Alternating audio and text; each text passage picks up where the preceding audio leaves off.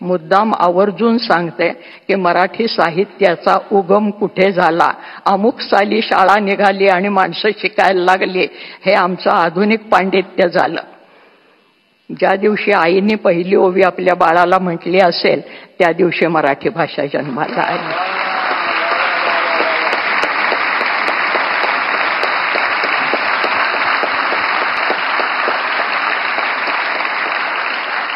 कांदा मुळा भाजी अवघी विठाबाई माझी, लसूण मिरची कोथिंबिरी अवघा झाला माझा हरी, असं म्हणणारा आमचा सावता माळी त्यांनी ही भाषा जिवंत ठेवलेली आहे.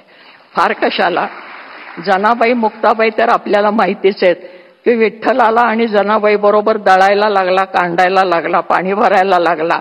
जनी बैसली नाही आला पाणी नाही सणाला. मुद्दाम बोली भाषेत सांगते, जनी बैसली नाही आला पाणी नाही सणाला, हाती घेऊन घागरी देव निघाले तातडी, जनाबाईला आंघोळ घालायला. ही आमची मराठी भाषा आणि ह्या मराठी भाषेला अभिजात दर्जा मिळालाय. या सगळ्यांना मिळून हे अभिजातपण आलेलं आहे. जास्त आत्ता बोलत नाही, पण आमचा हा विठू सगळ्यांना आपल्या पदराखाली घेणारा आहे, आपल्या सावलीखाली घेणारा आहे.